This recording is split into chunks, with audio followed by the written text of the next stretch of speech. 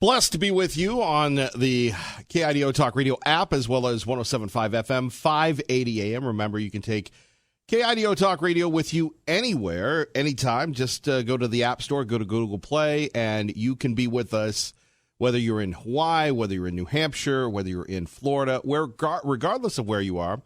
Each and every day, we try to earn your listen. Of course, we try to earn that very valuable real estate.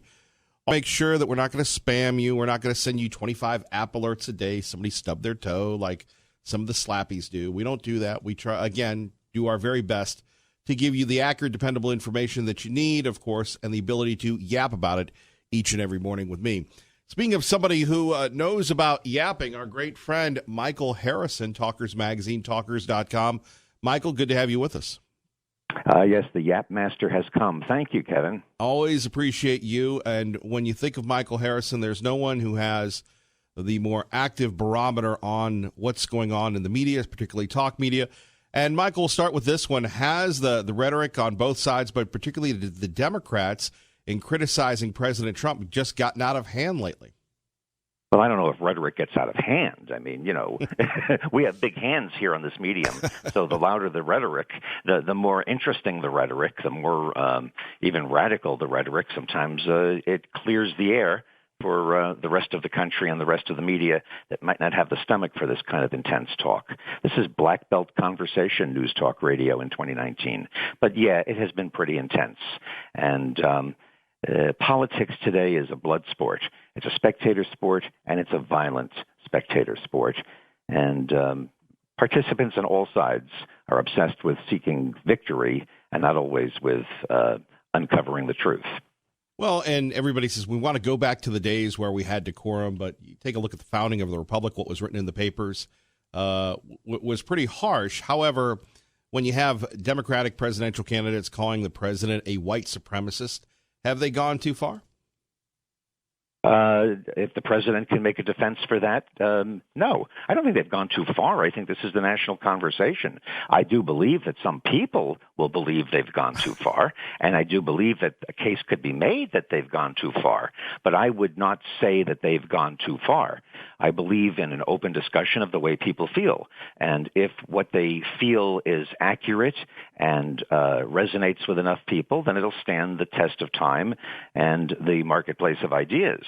But no, I would not come on as a publisher of Talkers and a defender of the First Amendment and proclaim here on your radio station that the Democrats have gone too far. That's a political discussion. I prefer it more sociologically and from a standpoint of the media. I think it's a very exciting conversation, and I think that those that want to defend the president have plenty of evidence and plenty of facts on their side to do so. And the Democrats, if in fact they are engaging in foul play, hitting below the belt, going too far for the nation's good, it'll be exposed come Election Day. I still believe the American public is intelligent and basically of goodwill. And I think that a lot of this harsh rhetoric of calling people racists when in fact they are not, or people who are racists and trying to hide it, I think that we need to get to the bottom of this, and I think we're going to have a very intense national conversation for a number of months and years ahead until we work our way through this period, and I am convinced we will. It'll either come through a long period of negotiation and conversation, or something will happen in the news that is so unexpected and so out of the ordinary that it'll render all of this stuff we're talking about now as obsolete. We won't even be thinking about it. We'll all come together with a new common problem. So you never know what's coming around the bend, but that's the way I see it, Kevin. Of course, many of my brothers in talk radio would say that it has gone too far. Well, sure. It's just what I'm trying to say to you. The reason you have me on your program today is to present a point of view that is above the fray. If I came on and I said, yeah, it's gone too far, and then I'm just another one of your guests talking and preaching to your choir. And not that your choir is wrong and not that your guests are wrong. I'm not saying that, but that's not what I do. I'm here to put it into a larger context as to what it means historically and where it might be going. Now, Michael Harrison joining us, Talkers.com, Talkers Magazine, KIDO Talk Radio. Kevin Miller in the morning. Okay, so let me try and see if I can get you this way. from your ever objective sociological point of view, is Donald Trump good for America? I know he's good for talk radio. He's great for talk radio. And you and I have talked about this in the past, that it really reminds me of back in 94 when talk radio had a tremendous amount of influence. But your thoughts on Donald Trump and his contribution to the discussion, sir? Well, I often say that the book of Trump has yet to be written, that history is going to answer that question. It's hard for me to say whether Donald Trump is good for America or bad for America. So let me turn it around to you and ask you, is a president who has tremendous policies and is doing a number of things that many people have wanted a president to do for years and years, many of which are measurably successful, is a president who achieves that, but the cost is tremendous division among millions and millions of people in the country and a sense of unease and divisiveness, is the proof in the pudding? Are the ends justifiable by the means? That's the question that we're facing. At what cost? Because one of the things presidents are supposed to do is not stir up divisiveness among the public, not bring people apart, not create controversy, not create anger. On the other hand, presidents are supposed to get things done. Now, Trump is getting things done. He's coming through on a lot of his promises. He's done a lot of things to make the economy good. He's done a tremendous number of things to improve our standings in a very murky world situation. He's done a great job of standing up to China, which is a growing threat. Communist China is a growing threat for American security going forward. But on the other hand, the president clearly, through his rhetoric, has changed how we view the presidency in general and has stirred up a tremendous amount of arguments between factions in the United States. So the question is he a good president or a bad president? Is he good for the country or not? That's a rhetorical question that historians are going to be looking at for years to come, and it's a period we're living through right now. And sometimes it's hard to see the forest for the trees. I find it fascinating. I hope you don't think that I'm dodging your question. I'm trying to shed a little light on it because, again, who cares if I think he's good for the country or not? Oh, we Here's care, what Michael. It means. I care. But well, I appreciate that. But the fact of the matter is, I'm trying to address what it means, and I think that you have to admit there's a certain amount of truth to what I'm saying. That this is not totally clear cut. That's why I always love having you on. It's always good to go toe to toe with the Jedi Master. Well, I don't even know if we're going toe to toe. I'm not looking to debate because I don't know if he's good for the country is what I'm saying to you. I really do not know how this will play out, and I think that we should all leave a little bit of doubt as to how certain we are that this is the right thing, or that's the right thing, or here's what we need to do, or these people are lying, or those people are stupid. I think we have to be very, very thoughtful and careful. Not to say we shouldn't have a spirited conversation, and debate is certainly welcome. But I think we've got to keep an open mind to the idea, no matter what, that we don't know how everybody feels, and there may be some truth to different people's points of view. And that's one of the things that bothers me in political debate, when we don't take into consideration empathy for the other person's point of view, understanding that they're approaching the argument from the way they live, from the way they feel, from their sensibilities.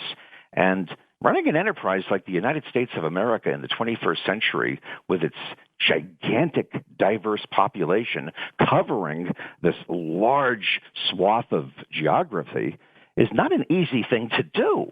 You know, it's not. It was much easier running 13 colonies that had limited power and had just gotten on their feet along the East Coast. This is a giant enterprise, lots of different interests, and you add to that the changing technology and the changing way in which we communicate, and how fast information is flying into our lives and how connected we all are. Right. It's a wild time to be alive. Speaking of wild, I don't know if you've caught this yet, but Chris Cuomo, it's trending. Somebody called him Fredo. He flipped out, says it's an insult to the Italian people. And I mean, if you haven't seen it, Michael, it's blowing up already. Number one on Drudge. I'm aware of it. Yeah. Okay, so Now it's the equivalent of the N-word. I don't know. I mean, when you're in the media, I'll jump in and say I am very troubled by the heightened level of political correctness that's stagnating conversation. I think that that kind of political correctness, that if you call somebody Fredo now, you're not just insulting them, but you're insulting the Italian American community. Come on.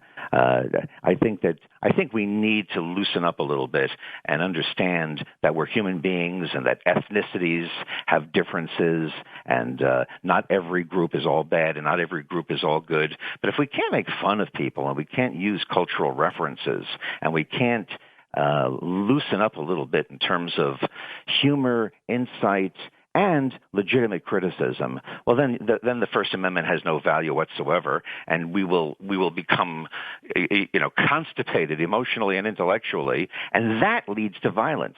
Interestingly enough, a case could be made that being able to insult each other a little bit, playing violent video games to a certain degree, watching football, seeing movies where there's war, all of that type of thing that some people are saying is causing people to go and do mass shooting. I don't know if that's true. I think a little bit of rough stuff is a vent to keep people from becoming so bottled up with anger and emotion that they would go out and do something in the real world.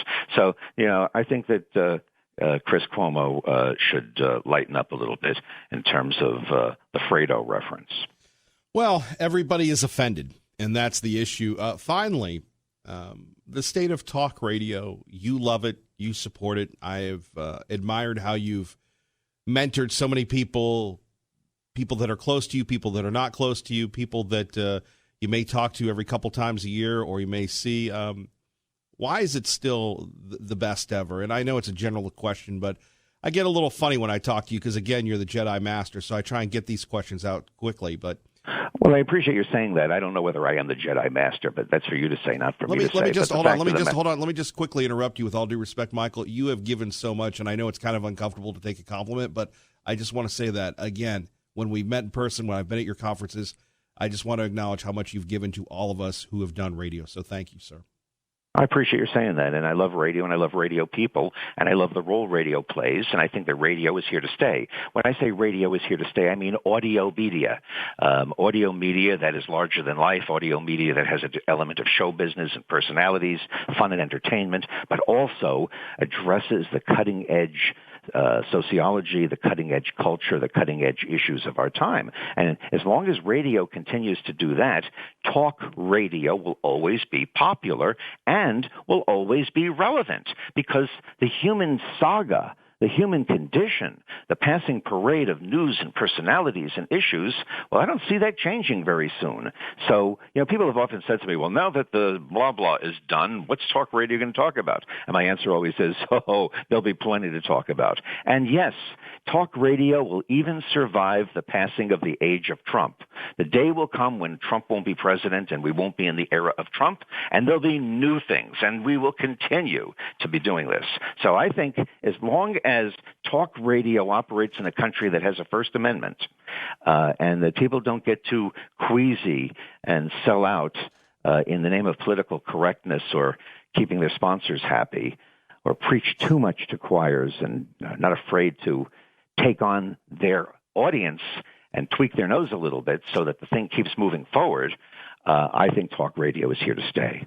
Well, as are you, Michael Harrison, my dear friend and mentor. We always appreciate you, brother. It's so nice to hear you say that. I appreciate you, Kevin. You're doing great work. Thank you for having me on the show, and keep it up. And we'll get you back, and we'll see you in D.C., we hope. You got it. Thank you, sir. Our great friend Michael Harrison joining us. Let's get to your phone calls. And we go to Jim in Middleton. Jim, good morning. You're on KIDO Talk Radio. Hello, Jim. Good morning, Kevin, and good morning to your guest. I know he's gone now. But I respectfully disagree with his analysis on President Trump. He is a little controversial. But one thing that this gentleman totally left out, Kevin, that the media bias against this guy, the left-wing liberals, the lies about him, the fact that he was going to lose by 97% and he actually won, you can't leave that out. And this sways some opinion, and the corrupt media has created a lot of this controversy with Trump. I just wanted to point that out. I'm just surprised that he didn't bring that up, because we've never seen this much corruption in the media. We knew it was there. We've seen bits and pieces. I mean, it is 24/7, and it's just undeniable now. But I just wanted to share that, Kevin, and I should have mentioned that. Jim, we always appreciate you. Thank you, brother. You bet. Have a great day, Kevin. You too. Our great friend Jim from Middleton. Let's go to Terry. Terry, good morning. You're on KIDO Talk Radio. Hello, Terry. Kevin, thanks for taking my call. Our friend Terry. God bless, Terry. How are you? Oh, sneaking by. You and me both, brother. I wanted to address what you said about property taxes. I never planned on getting cancer and not being able to work and have my wife have to take off and be the primary caregiver other than my doctors. That property taxes are creeping up to the point that I really worry that I'm going to lose my place. And I just think it's ridiculous that our politicians, being the Republicans here, have no spine or backbone, or totally that no matter what the Democrats want, they get a way to knock off an interview, knock off a hearing, knock off this, get their way, and we don't fight back and letting Hillary have somebody in her interrogation, which is unheard of, and she gets away with it. We don't do anything about it. And I think that property taxes for people over 65 to 69 should cease so they can keep their property. The younger people coming up, the people moving in, like you said, we're having an invasion of people moving in from all these other states because they don't like it there, to pay the taxes for the schools and the expansions. And this library that we're talking about, so many things are electronic. I never want to lose a written page, books or letters, because that carries history with it. If you go back with your old family, you got a history. It's in black and white and handwritten, and I just don't know how to stop anything. I fear our own American government more than I do anything else anymore. What's going to happen? Well, what would you like to see our state government do, Terry? Let's hope some of the lawmakers, some of the people that set the agenda up right now, what would you say to them directly, sir? I'd say that property taxes should cease for people 65 or 69, so they can afford to keep their place. They've paid their taxes, worked their career as far as they can, and they've contributed enough. They don't have to carry it more on their backs. They're forced out to become wards of the state or living in below what they've contributed to their career and their income and stuff like that. This political correctness and them being afraid to stand up and challenge the things. It's just like your grocery tax that you've been a proponent of, and I totally agree. And nothing. It's just been put on the back burner. They didn't have to do that. They had the power to pass it. No, you're right about that. By the way, my mom's listening right now. You're in our prayers, and she says hello. Oh, God bless her. She's a great lady. Obviously, she was a great mother raising you and did a fantastic job. You're a fantastic human being. You make my day, my week. Being alive and being able to listen to you and get through the nights. Like tonight, I'm having a bad night, not being able to sleep and a lot of pain. And And having you on the radio, you're an encouragement to the American people, and particularly to this state and to this valley and to the other parts of the state too. I mean, they're picking up on Kevin Miller, who he is and what he stands for. And the calls are coming farther and farther away, and it shows the influence that you've been able to do, and that and the guts that you have to stand up and say what you say shows the character of a human being that you are. I'm just grateful that I have had the privilege in my life to meet you and talk to you personally and talk to you on the phone. And your get-togethers, you've been very creative for this valley to address issues, and you've gathered people. You haven't split them. Poor Trump, coming against the deep state and trying to break it up. Everybody ought to have known that he would have problems. Oh, you're right, Terry. I apologize. I've got to run, but you're in our prayers. You're in my prayers personally every night. God bless you and keep the faith, brother. Thank you very much for the prayers and your mother's prayers. We will. Thank you, Terry. I got to run, but God bless. Okay. Thank you very much. Okay. And God bless you. God bless you. Bye-bye. Kevin Miller, KIDO Talk Radio. And we're going to, Keith, hang on. Ron, hang on. We'll get to you guys in a second. Let's get to news. Good morning, Maggie. And coming up, Keith, Ron, and you. Kevin Miller in the morning, KIDO Talk Radio, your home for Fox News on the radio. It's not looking good for the green card, folks. With the details, Rachel Sutherland joins us from Capitol Hill. Rachel, good morning.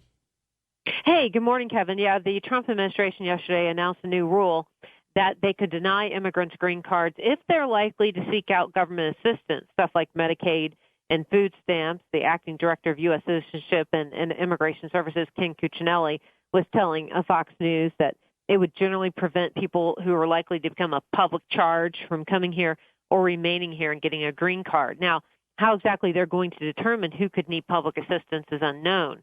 I guess if someone's coming from a foreign country and they're a doctor, or they have a job lined up, then that would be pretty obvious. But a lot of people are coming here, obviously, in a search of a better life, and these are people who are trying to come in legally, going through a system. Really, a green card is the first step. I believe you have to have one for about 5 years. But the administration is concerned about the cost to taxpayers. They're concerned, that it'll be this kind of indefinite living off of the government. But already, Kevin, this faces legal challenges. The National Immigration Law Center, just moments after the announcement, said that they were going to sue, saying that the policy penalizes poor people, essentially. Right, and of course, we're going to see these ads coming out, and, Rachel, it's not too late for both of us to go back to school, maybe go to law school, because it seems like it's the gilded age of litigation. It really is. The White House sneezes and someone goes to court. I mean, it really is, because that's the recourse when they don't like something that the White House does. So in this case, it's going to depend on what judge they get as to whether or not this policy would be blocked. It's set to go into effect in October, but we know how these things tend to get hung up. Rachel, we take a look at anything else going on. Obviously, Congress still in recess. We had Dr. Carson in town looking at affordable housing, but any more movement on the gun debate? I guess it's kind of impossible when everybody's all over town, all over the country. They're all over the place. In fact, even all over the world. The Democrats went down, actually a bipartisan group went down to Guatemala, El Salvador, Honduras, led by Nancy Pelosi. So they're all over the place. But new this morning, I'm sure you've been all over the Jeffrey Epstein case. The House Judiciary Committee wrote a letter last night to the Bureau of Prisons with 23 questions they want answered. So now they've jumped on board. The FBI is investigating. We know they have raided Epstein's private island in the Caribbean. So, it continues. And it's very interesting, some of these questions that are on the list. Rachel, you're always interesting. We always appreciate you. Thank you. Thanks. Kevin Miller in the morning, KIDO Talk Radio. Let's go to Keith in Boise, who's been very patient. Keith, good morning.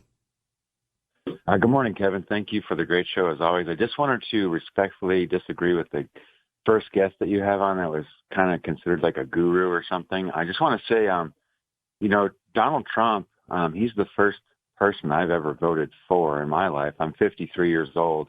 I always vote Republican simply to vote against Democrats because, to me, Democrats do not have the vision of America that Donald Trump has. So anyhow, the man said in one of his rallies that if he can save America from this creeping socialism, if he can do that, that might be the only way that he earns his way into heaven. And when he said that, he's my guy. And so I was the first friend of my conservative group to be for Donald Trump basically from day one. And they're all kind of catching up. They're like, this guy is accomplishing great things. I'm like, yeah, because he loves America.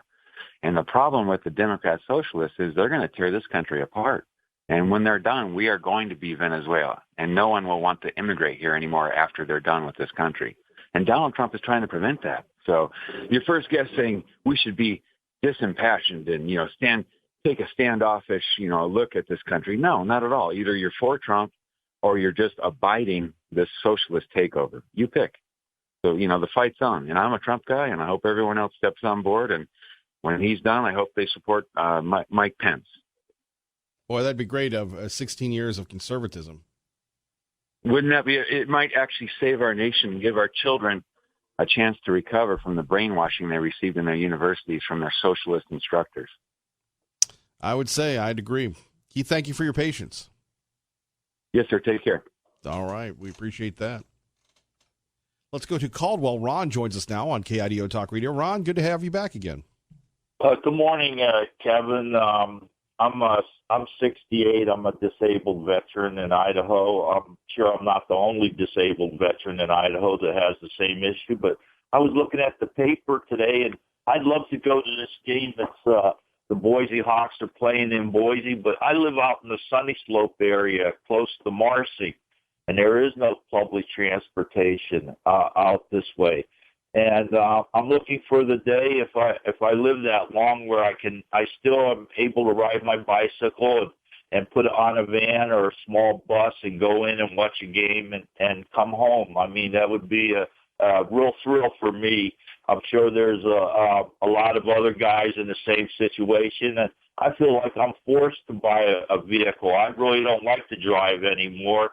To me, it's a racetrack out there, and I just as soon use public transportation if it was available. Well, the cost of public transportation is what people are concerned about, I suppose. Well, I wonder why they don't privatize it, if that's a cost. I mean, it can be run as a business, make it affordable so they can even have vans and stuff come out to the rural areas and pick people up. Well, there are some people that do that. Of course, that's probably expensive and, don't even think about using Uber or Lyft. I mean, that'll break the bank. You might as well go buy a plane ticket for what that costs. Okay, thank you for your time, Kevin. You have a good morning. Thank you for your service, brother. See you, Ron. Yeah, bye. Bye. Let's go to Pete in Boise. Kevin Miller, KIDO Talk Radio. Good morning, Pete. Good morning, Mr. Miller. Oh, no, I know who this is. I have three different things I'd like to talk about. Would you like to introduce yourself, Pete Peterson, the political pundit comedian who continues to try to work his way into a provocateur of this program? Is that a good enough intro for you, sir? That'll work fine. All right, sir. Go ahead, please. I created a Facebook page yesterday evening, Save Our Merits, and it has my handsome photo on it. And the kickoff, I've had a couple of false starts, but the kickoff is midnight tonight at Merritt's, and I'll have my little red bucket, and our goal is $251,112.83 by Labor Day. So hopefully people will come in and put a little money in the bucket and post their photo on Save Our Merits as well as on their own Facebook pages, and we'll just see how close we can get. And there's only three rules. Why are you doing this at midnight? And by the way, this has nothing to do with what we're talking about. Pete, you know better. You've listened to this show. You've done things. Come on, Pete, you're hijacking the topics. Well, give me something similar to what we've been talking about. Do you know what we've been talking about, Pete?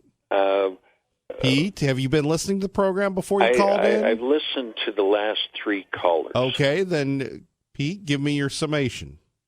The first one was very pro-Trump and was very interesting.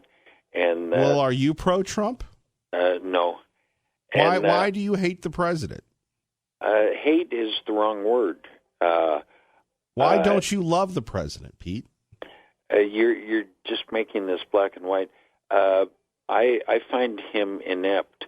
But the main thing I wanted to do with you today was finalize a bet for Steak and Eggs that my view is Trump will not win Iowa, that it'll be Governor Bill Weld. So I need kind of a You haven't paid off on the last one. I did pay off. I sent you $20. I'll have to go look in my mailbox. I don't check at that thing.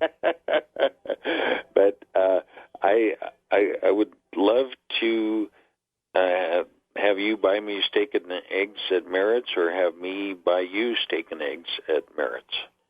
Well, that sounds like a Meritus idea. Agreed. Oh, okay. We're on. It's a verbal handshake, and so I'll be calling you February 4th after the Iowa Republican caucus, and I'll either be buying you Steak and Eggs, or you will buy me Steak and Eggs. And I ran across an exciting new candidate I was unaware of for Boise mayor, Courtney Nielsen. I ran across her at Merritt's Sunday, and she's never run for political office. Her great-great-great-great-grandfather was mayor of Idaho City, Alexander Orchard. We call this the tune-out, Pete. People are literally tuning out because she may be a nice young lady, but it is not very compelling, even at 6 a.m. And I know you're all about getting an audience, so I'm only helping you by giving you a little coaching here. She's currently 100-1 a long shot against beating either mayor. I see. Well, this is interesting. I've kind of given you. It's time for you to go politely, and you continue on your message. Oh, I'll go. Thank you so much, and I'll see you at Merritt's for Steak and Eggs the week of February 3rd. We look forward to that and talking about it on KIDO Talk Radio, Pete. Thank you so much. Thank you. Bye-bye. And let's go to the voice of reason, the show historian, Hank in Boise. Good morning, sir. Good morning. Back in the 70s, they passed a property tax limitation in California. Basically, when a person bought their home, let's say you bought your home at $80,000, they could not raise for taxing purposes the value of the home beyond the price that you purchased the home. I think this is the way that you're going to have to eventually in the legislature pass something like this to stop the people being run out of their homes. The other thing that they should also consider is that that taxation or on assessed property shouldn't exceed a certain percentage of the property value. In other words, let's say a beater goes on a tax wild hog, or the Democrats on the Ada County Commission decide to get around a limitation on property tax, that way they jack levies all over the place or tax rates all over the place. There should be a law set in place that they're limited, and any kind of raise beyond that, they have to go to the voters. This, every time you give people in government, whether it's the school district, whether it's the county commissioners, or the city, or any taxing, it depends on the property tax. If you give them the money, they'll find a way to spend more than the money. Even when you have people coming in, the property tax, they're always finding ways to they're getting themselves short of money. Let's be real here. Why in the world? I mean, what are the consequences if all of a sudden, and you have a lot of people that are over 65 They're the ones that have the most money. They're the ones that have this, that, and the other. I mean, what are the consequences? And maybe it's an economic thing. I don't know. I don't know how you solve this. But your property taxes are capped out either when your house is paid for or when you reach a certain age, so you don't lose your home. And, the paper picked up on the story that we've been talking about for seemingly years. So is there something bad about this? I mean, we have the politicians that cajole and, they buckle up to us with their cowboy hats on. But realistically, what are there any ramifications if we say, look, you're going to pay this amount of property taxes. We don't want you to lose your home, Idahoans. Yeah, I really do. I really do think that they need to put limitations on these politicians on their spending ability. Same thing on the federal level. We need to basically put a constitutional amendment in there that they can't tax, let's say, instead the top rate on a federal income tax cannot exceed 15%. I think that these are the things that need to be done. If you feed the government money, it grows fast. Right. It grows even. Here's what I'd like to know: what do they do for their 3 months here besides pass Medicaid expansion, which they now admit they can't pay for? I mean, Hank, you have a job. I have a job. If we don't do our jobs, we get fired. Sometimes when we do our jobs, we get fired. What are these politicians thinking? People are losing their homes. People are getting ripped off by the grocery tax, and this is an uptime. Why aren't they looking out for us? Well, this is why I was jibing when Butchie Baby. Why I called him Butchie Baby, and I showed all the disrespect for him because that era's over. That era's over, though. Well, that is the era because that's his legacy to us. He was the one that pushed this initiative through that put the thing on the ballot. He was the organizer of it. He and IACI. Well, it's time now. Right. I get it. We can't continue to relitigate it. Agreed. However, now is the time. It's an election year. These people are going to be pandering. So, I think now we make a run at it. You have your point about the governor. We've moved on from the governor. Now we've got to figure out the next plan. Well, I think that what needs to be fired across Brad Little's firing is that he's talking about now maybe paying for some of this stuff by local option taxes. Well, yeah, I know. We did cover that. Hank, I got to run. Thank you for the call. You're listening to Kevin Miller on your home for Hannity, KIDO Talk Radio.